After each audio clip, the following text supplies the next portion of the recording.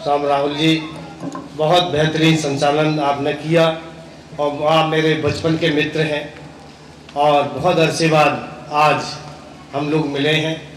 साथियों, मैं ज़्यादा नहीं पढ़ूँगा, समय हो गया है और मैं आभार व्यक्त करना चाहता हूँ भाई अतुल पुंडीर जी का कि मैं इस बार मैंने ये घोषणा कर दी थी कि मैं अपना जन्मदिन अब नहीं मनाऊंगा, क्योंकि अभी 31 अक्टूबर को मेरे इकलौते बहनोई कैप्टन सतवीर सिंह का निधन हुआ था। उसके बाद उम्र उनकी मात्र 48 वर्ष थी। तो मैंने ये घोषणा कर दी थी कि अब मैं अपना जन्मदिन नहीं मनाऊंगा, लेकिन अतुल पुंडीर चूँकि वो बहुत अच्छे रचनाकार हैं, गज़लकार हैं, जब वो लिखते हैं तो मैं खुद कभी कभी इसमें पड़ जाता हूँ कि मैं इस स्तर का नहीं लिख पाता हूँ, तो बहुत स्नेह करता हूँ। और उन्होंने कहा कि दादा आप उद्यापन समझ लो, एकादशी व्रत के बाद जैसे उद्यापन होता है ऐसे आप आ जाइए, आपको कुछ करना नहीं है। मैंने कि नहीं, फिर भी मेरी अंतरात्मा गवाही नहीं देती है। फिर भी मैं अतुल जी के इस निमंत्रण को मैंने स्वीकार किया। मैंने कहा भाई देख लो, तुम्हें कोई दिक्कत ना आए, आई होगी, निश्चित तौर पर आई होगी, गतिरोध अवरोध भी आए होंगे, लेकिन इसके बावजूद आपने मुझे जो सम्मान दिया इसके लिए मैं आपका हृदय से आभार व्यक्त करता हूं। और अब चूंकि ये उद्यापन भी हो गया है और जब दुख बहुत गहरा होता है तो व्यक्ति को अपनी व्यक्तिगत खुशियों से तिरोहित होना पड़ता है। तो इसी के साथ मैं बहुत बहुत बधाई देना चाहता हूँ। बहुत अच्छा कवि सम्मेलन हुआ और अतुल पुंडीर तो बधाई के पात्र हैं ही। सीमा पुंडीर ने बहुत अच्छा पढ़ा और इस कवि सम्मेलन को सबसे ज़्यादा ऊंचाई देने वाला जो नाम रहा आज की तारीख में, भाई सर्जन शीतल, इन्होंने बहुत ऊंचाई के साथ और राष्ट्रीय स्तर के कवियों गीतकारों की तरह से काव्य पाठ किया।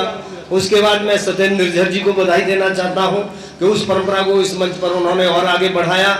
उसके साथ और जिसको मैं विशेष बधाई दूं वो मनोज चौहान, वो भी इसीलिए कि इससे पहले मनोज चौहान को मैं पसंद नहीं करता था उसकी कविता को, लेकिन आज जिस तरह से उसने जिस तरीके से रचनाएं पढ़ी, मैं वो नहीं है, लेकिन मैं अपनी बधाई उसको देता हूं।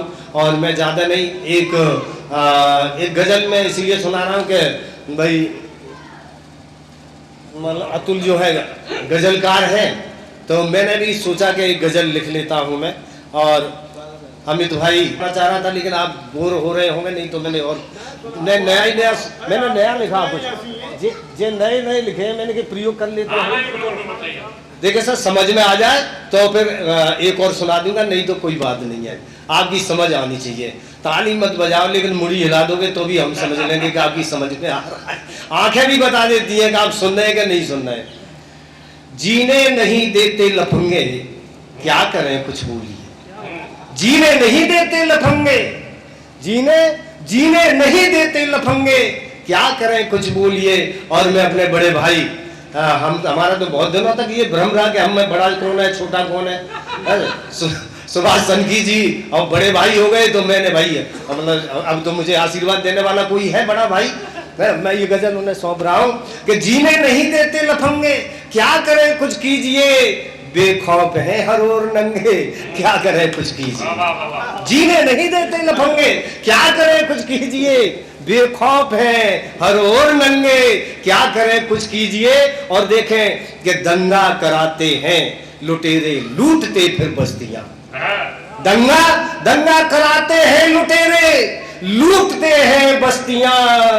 कंजब से कौन पंगे, क्या करें कुछ बोलिए। कंजब से ले कौन पंगे, क्या करें कुछ बोलिए। और सर ये शेर आपको समझ में आएगा। बहुत बहुत धन्यवाद। खुश रहो।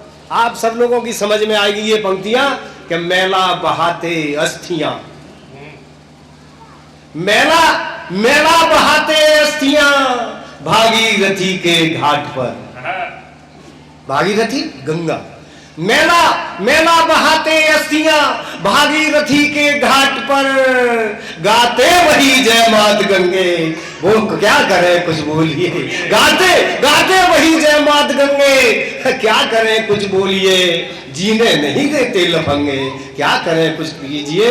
और दिन रात मेहनत कर रहे, रोटी मयसर तक नहीं। दिन रात मेहनत कर रहे, रोटी मयसर तक नहीं, खद्दर हुए हैं और चंगे, क्या करें कुछ बोलिए। खद्दर खद्दर हुए हैं और चंगे, क्या करें कुछ बोलिए। और आप सब लोगों की पंक्तियां पढ़ रहा हूं और समझ में आए तो आप आशीर्वाद ताली बजा के दे सकते हो कि तहसील तक इमदाद सूखा बाढ़ की आई मगर, तहसील तक इमदाद सूखा बाढ़ की आई मगर, हक पर दलालों के अड़ंगे, क्या करें कुछ बोलिए। हक पर दलालों के अड़ंगे, क्या करें कुछ कीजिए, क्या करें कुछ कीजिए, लेने नहीं देते अड़ंगे, क्या करें कुछ कीजिए। और देखें साहब एक शेर और देखिए कि जो नफरतों के बीज बोकर आ गए फिर से यहाँ, कि जो नफरतों के बीज बोकर आ गए फिर से यहाँ, है वोट के वे भीख मंगे, क्या करें कुछ बोलिए। है वोट के वे भीख मंगे, क्या करें कुछ बोलिए। और अंतिम पंक्तियां है इसकी शेर की, धन्यवाद धन्यवाद। क्या करते दिखे सच की हिमाकत, करते दिखे सच की हिमाकत, जो सभाओं में सरस, करते दिखे सच की हिमाकत, जो सभाओं में सरस, किरदार उनके हैं दुरंगे, क्या करें कुछ बोलिए। किरदार उनके हैं दुरंगे, क्या करें कुछ बोलिए। बहुत बहुत धन्यवाद। अगर एक रचना और सुनना चाहो, मैं तो खरी खरी कहने वाला आदमी हूँ भाई। बहुत बढ़िया है।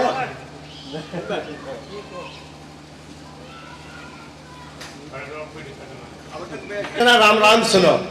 और राम राम मेरे बचपन के मित्र हैं, मित्र तो मेरे मित्र कहूँ कि गुरु कहूँ, मेरे साथी हैं। सूल जी बहुत कम लोग जानते हैं कि कवि सम्मेलन के मंचों पर जो मुझे ऊंचाई की सीढ़ी दी, वो पहले देवेंद्र दीक्षित सूल थे, जिन्होंने सिकंदर राव के नुमाइश के कवि सम्मेलन में मुझे पढ़ने का अवसर दिया।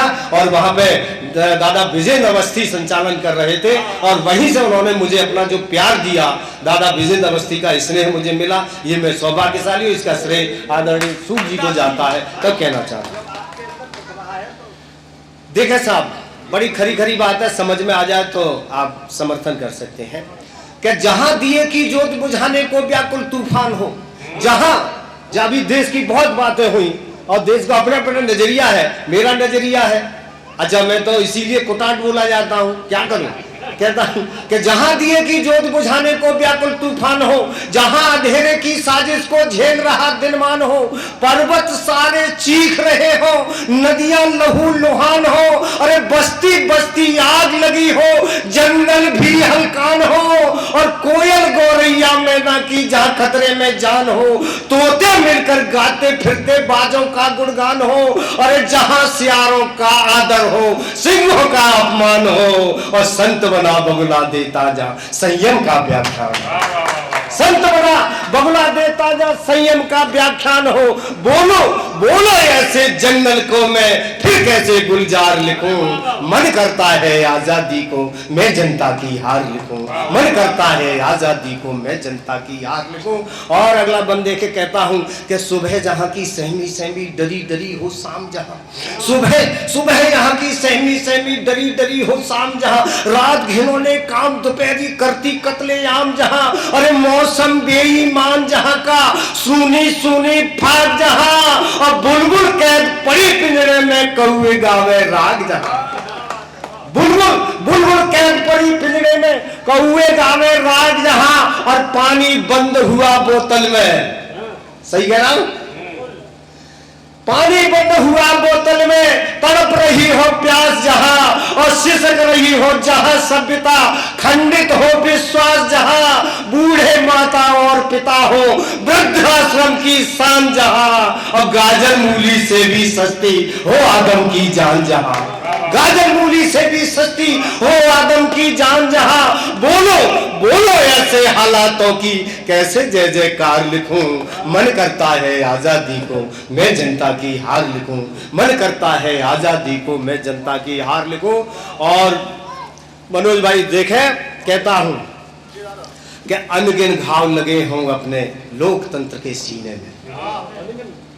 अनगिन घाव लगे हों अपने लोकतंत्र के सीने में। हो पर भर की घटनाओं का अंतर मन में जीने में।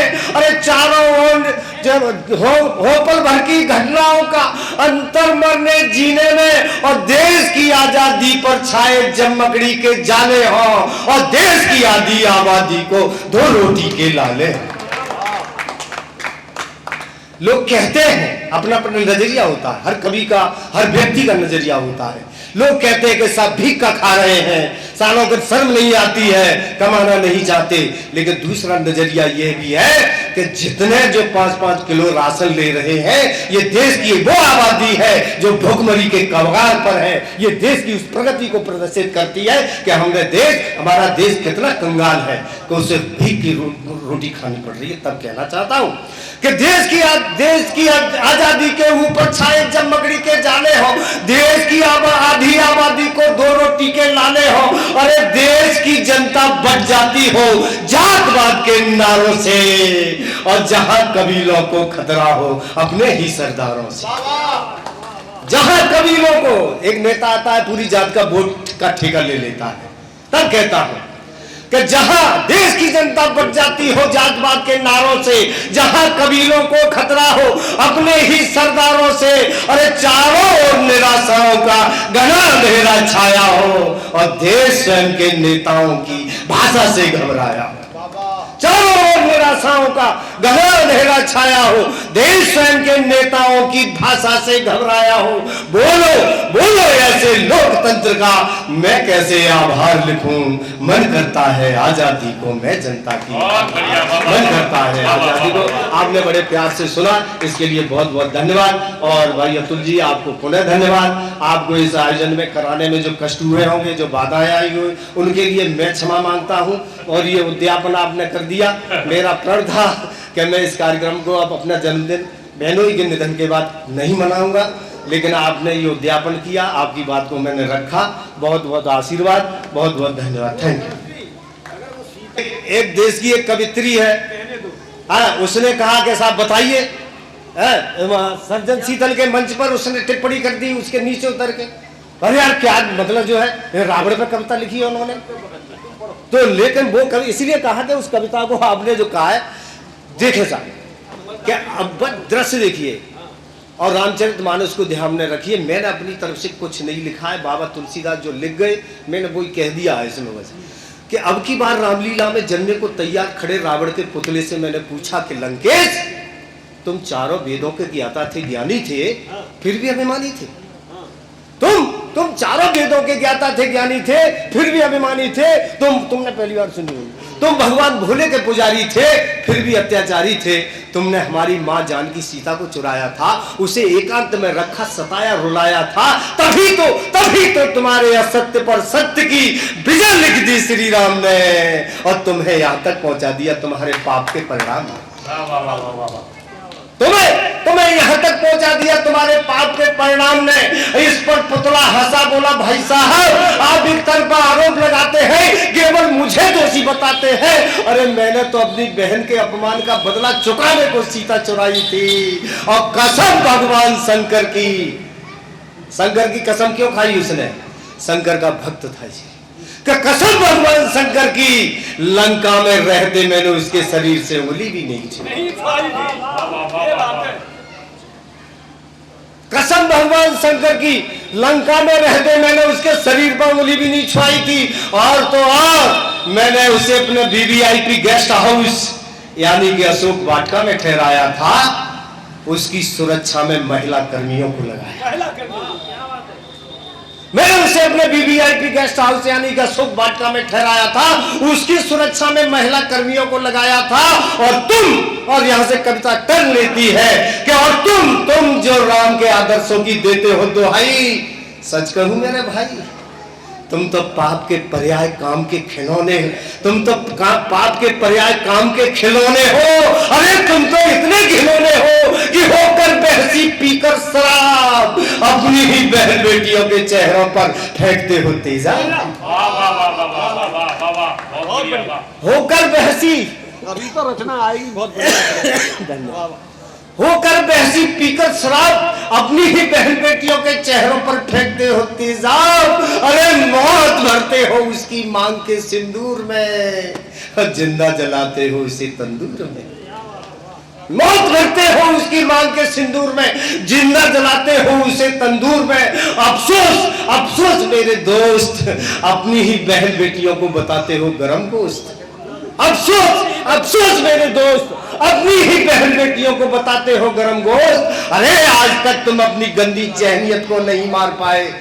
और देखना मैं क्या कहना चाहता हूं कि तुम आज तक अपनी गंदी जहनियत को नहीं मार पाए, अब मेरी तरह श्री राम की शरण पाकर स्वयं को नहीं तार पाए। तुम आज तक अपनी गंदी जहनियत को नहीं मार पाए, मेरी तरह श्री राम की शरण पाकर स्वयं को नहीं तार पाए।